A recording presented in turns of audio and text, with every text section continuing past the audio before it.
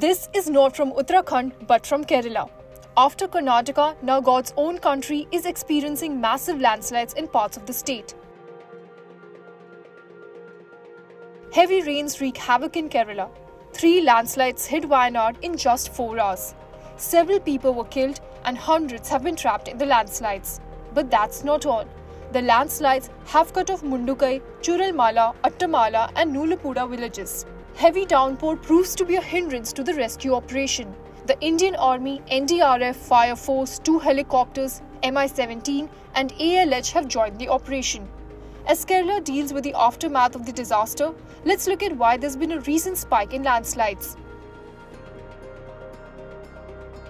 Climate change, deforestation, unplanned urbanization all contribute to the recent spike in landslides.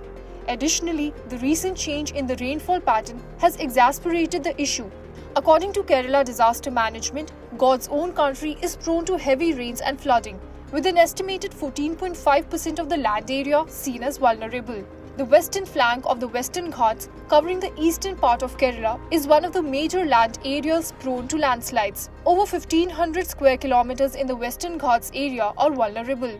Of the 3,782 landslides between 2015 and 2022, about 59.2% or around 2,000 were reported in Kerala. What's worse, according to experts, is the construction activities in vulnerable areas that have led to the disaster. This is not the first time Kerala has faced such a tragedy. Similar pictures have been painted in the past as well. From 2018 to 2022, God's own country experienced massive landslides.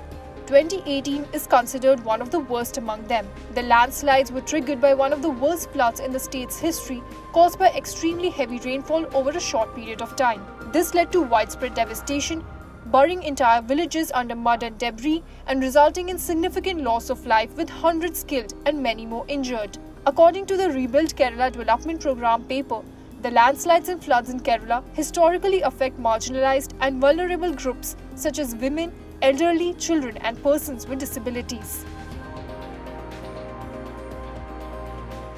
For more informative videos like this, keep watching India Today News.